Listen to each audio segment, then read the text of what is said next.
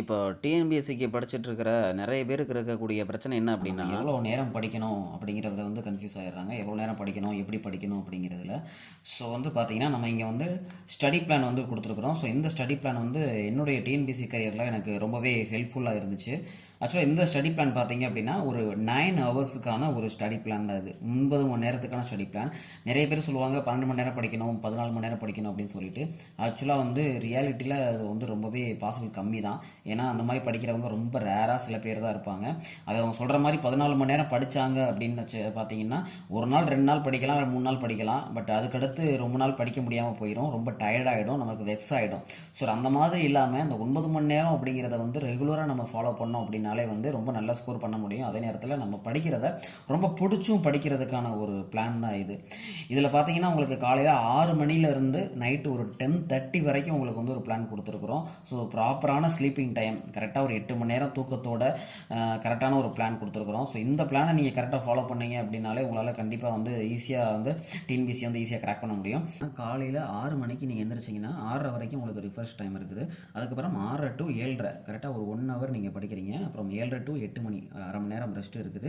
So வந்து ஒவ்வொரு 1 மணி நேரத்துக்குமே நம்ம வந்து ஒரு அரை மணி நேரம் வந்து நம்ம ரெஸ்ட் விட்டுருக்கிறோம். அதே மாதிரி வந்து சாப்பிட்ற டயத்துக்குலாம் நம்ம ஒரு 1 ஹவர் கிட்ட நம்ம என்ன பண்ணியிருக்கிறோம்னா கேப் கொடுத்துருக்குறோம். இதுக்கான காரணம் என்ன அப்படின்னு சொல்லி பார்த்தீங்க அப்படின்னு வச்சிங்களேன், இப்போ நார்மலாக நீங்கள் ஒரு 1 ஹவர் கழிச்சு ஒரு 10 நிமிஷம் ரெஸ்ட்டு இல்லை ஒரு 15 நிமிஷம் ரெஸ்ட்டு அப்படின்னு சொல்லி ரெஸ்ட் எடுத்தீங்க அப்படின்னா, அந்த 15 நிமிஷம் ரெஸ்ட் எடுத்தது உங்களுக்கு ரெஸ்ட் எடுத்த மாதிரி ஃபீல் ஆகாது. நீங்கள் ஏதோ கண்டினியூட்டியாக படிச்சுக்கிட்டே இருக்கிற மாதிரி ஒரு ஃபீல் ஆகும். இது ஆட்டோமேட்டிக்காக வந்து அடுத்த நாள் உங்களுடைய ப்ரொடக்டிவை வந்து கம்மி பண்ணும். ஸோ வந்து ரொம்ப டயர்ட் ஆகிடுவீங்க. ஸோ அதுக்காக தான் நம்ம வந்து ஒவ்வொரு 1 ஹவருக்குமே வந்து ஒரு அரை மணி நேரம் ரெஸ்ட் கொடுத்துருக்கோம். ஸோ இந்த மாதிரி படிக்கிறப்போ உங்களுக்கு என்ன ஆகும் அப்படின்னா, உங்களோட மூளை வந்து ரொம்பவே சுறுசுறுப்பாக இருக்கும். ஸோ இந்த ரெஸ்ட் டயத்தில் நீங்கள் என்ன பண்ணணும்னா, அந்த அரை மணி நேரம் ஒன்று கண்ணை மூடி நல்லா படுத்துருங்க, தண்ணி குடிச்சிட்டு நடங்க. அப்படி இல்லாட்டி என்ன பண்ணுங்க, உங்களுடைய பழைய விஷயத்தை வந்து ரிவிஷன் பண்ணுறதை வந்து நல்லா கண்ணை மூடி ரிவிஷன் பண்ணுங்க. இந்த மாதிரி பண்ணீங்க அப்படின்னாலே உங்களால் கண்டிப்பாக ஈஸியாக கிராக் பண்ண முடியும். 9 to 10 இந்த 1 மணி நேரம் பார்த்தீங்கன்னா உங்களுக்கு பிரேக்ஃபாஸ்ட் டைம். ஆக்சுவலாக பிரேக்ஃபாஸ்ட் இந்த மாதிரி சாப்பிட்ற டயத்துக்கு வந்து நம்ம 1 ஹவர் கொடுத்துருக்கோம். அதுக்கப்புறம் 10 to 11 பார்த்தீங்கன்னா 1 ஹவர் ஸ்டடி டைம். அடுத்து 11 to 11 ரெஸ்ட் எடுக்கிறீங்க. திருப்பியும் 11:30 to 12:30 வரைக்கும் 1 ஹவர் படிக்கிறீங்க. அப்புறம் 12 to 1 மணி வரைக்கும் பார்த்தீங்கன்னா உங்களுக்கு ரெஸ்ட்டு. அப்புறம் 1 to 2 உங்களுக்கு லஞ்சு. கிட்டத்தட்ட இது மட்டும் பார்த்தீங்கன்னா உங்களுக்கு 1.5 ஹவர்ஸ் வரும், 1.5 மணி நேரம் வரும். ஏன் இங்கே 1.5 மணி நேரம் கொடுக்குறோம் ரெஸ்ட் அப்படின்னு பார்த்தீங்க அப்படின்னா, நீங்கள் காலையில் எவ்வளோ நேரம் படிக்கிறீங்கன்னு கணக்கெடுத்து பார்த்தீங்க அப்படின்னா, இங்கே 1 மணி நேரம், இங்கே 1 மணி நேரம், இங்கே 1 மணி நேரம், இங்கே 1 மணி நேரம், மொத்தமாக காலையில் மட்டுமே உங்களுக்கு 4 மணி நேரம் படிக்கிறீங்க. ஸோ 4 மணி நேரம் படிச்சிங்க அப்படின்னா கண்டிப்பாக மூளை ரொம்பவே ட்ரெயின் ஆகும். அதுக்கு தான் நீங்கள் வந்து மத்தியான டயத்தில் வந்து நீங்கள் கொஞ்சம் ரெஸ்ட் எடுக்கிறதுக்காக 1.5 மணி நேரம், அரை மணி நேரம் ரெஸ்ட்டு, 1 ஹவர் லஞ்சுன்ற மாதிரி நம்ம கொடுத்துருக்கோம். சரிங்களா? ஸோ காலையில் 4 மணி நேரம் முடிஞ்சிருச்சு. அதுக்கப்புறம் மதியானம் பார்த்தீங்கன்னா உங்களுக்கு 2 to 3 இங்கிட்டு 1 மணி நேரம் ஸ்டடி டைம் ஆரம்பிச்சிருது. அப்புறம் 3 to 3:30 ரெஸ்ட்டு, திருப்பி 3:30 to 4:30 1 hour study, 4:30 to 5 rest, 5 to 6 study, திருப்பி 6 to 6:30 ரெஸ்ட்டு, திருப்பி 6:30 to 7:30 வரைக்கும் 1 ஹவர் ஸ்டடி, 7:30 to 9 இங்கே பார்த்தீங்கன்னா அதே மாதிரி உங்களுக்கு 1.5 மணி நேரம் உங்களுக்கு வந்து என்ன கொடுத்துருக்குறோம்னா உங்களுக்கு ரெஸ்ட் பீரியட் கொடுத்துருக்குறோம். ஸோ இந்த 1.5 மணி நேரமும் உங்களுக்கு வந்து ரொம்ப கண்டிப்பாக தேவையான ஒரு டைம் தான். ஏன் அப்படின்னு பார்த்தீங்கன்னா, மத்தியான டயத்தில் ரொம்பவே லேகாக தான் நீங்கள் படிச்சுருப்பீங்க. ஸோ அதனால் கொஞ்சம் ரிஃப்ரெஷ் பண்ணுறதுக்காக தான் உங்களுக்கு இந்த 1.5 மணி நேரம் கொடுத்துருக்குறோம். அதுக்கப்புறம் பார்த்தீங்கன்னா 9 to 10 இங்கே ஒரு 1 ஹவர் படிக்கிறீங்க.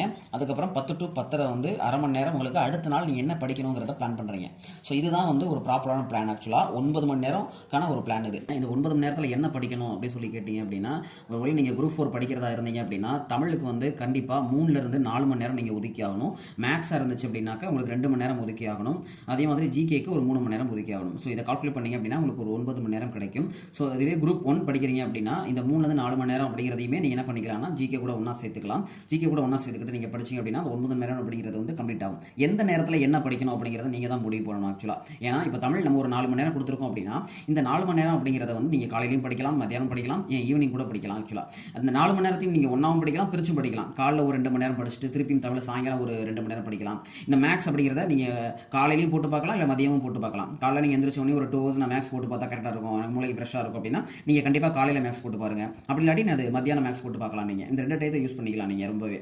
ஏன்னா அந்த டயத்தில் உங்களுக்கு மூளை சோர்வாக இருக்கும் அப்படின்றதுக்காக மத்தியானம் மேக்ஸ் போட்டு பார்க்க சொல்லுவாங்க. ஸோ இந்த 2 மணி நேரத்தை நீங்கள் மேக்ஸுக்காக அழகாக பயன்படுத்திக்கலாம். அதே மாதிரி ஜிகே பொறுத்த வரைக்கும் இந்த 3 மணி நேரத்தை பார்த்தீங்க அப்படின்னா நீங்கள் ஒரே தான் படிக்காமல் ஸ்பிளிட் அப் பண்ணி கூட படிக்கலாம். இந்த ஜிகேயுமே இதில் நீங்கள் அதிகமாக கான்சன்ட்ரேஷன் கொடுக்க வேண்டியது என்னென்னு பார்த்தீங்கன்னா, ஒன்று பாலிட்டி, இன்னொன்று யூனிட் 8க்கு, அப்புறம் யூனிட் 9க்கு.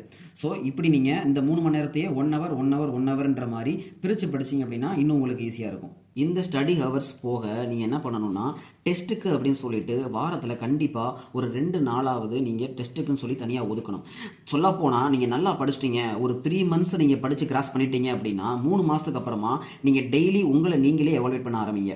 டெய்லியும் நைட்டு ஒரு 1 ஹவர் நம்ம ஷெடியூல் ஒதுக்கியிருக்கோம் இல்லையா, உதாரணத்துக்கு 9 to 10 அப்படிங்கிற இந்த 1 மணி நேரத்தில் வந்து நீங்கள் டெஸ்ட் மட்டும் போட்டு பார்க்குறதுக்கு ஒதுக்க ஆரம்பிங்க. ஸோ இந்த மாதிரி ஒதுக்க ஆரம்பிச்சிங்க அப்படின்னா ஒரு 3 மாதத்துக்கு அப்புறம் ஒதுக்குங்க, இப்பயே கூட ஒதுக்க வேணாம். ஏன்னா இப்போ தான் நீங்கள் ஆரம்பிச்சிருக்கீங்க அப்படின்னா ஒரு 3 மாதம் நல்லா படிங்க.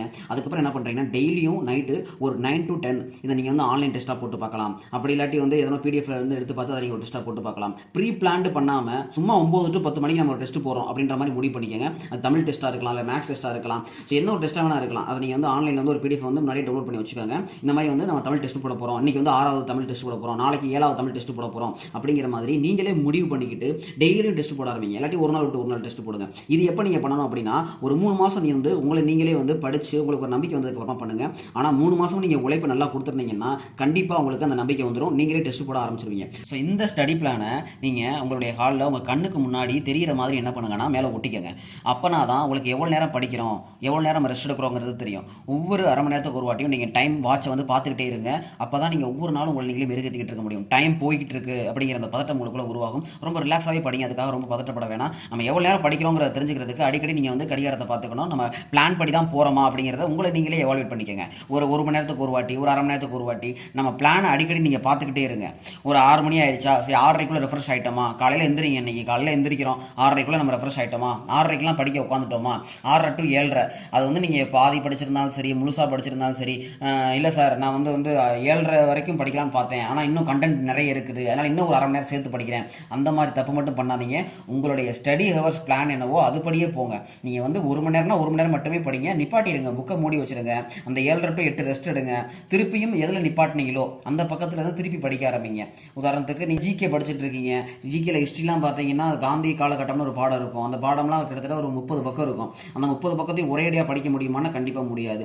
ஸோ ஒரு 10 பக்கத்தை தான் படிக்க முடியுது உங்களால் 1 மணி நேரத்துக்கு அப்படின்னா அதோட மூடி வச்சிருங்க. அதுக்கப்புறம் 1 மணி நேரம் அடுத்து தமிழ் படிக்கிறனா அது தமிழை படிங்க, அடுத்து மேக்ஸ் படிங்க. இந்த மாதிரி ரொட்டேஷனில் படிக்க ஆரம்பிங்க. இந்த ஆர்டரில் தான் படிக்கணும்னு எதுவுமே கிடையாதுங்க. எல்லாமே நம்மளுடைய மைண்டில் நம்ம திங்க் பண்ணுறது தான்.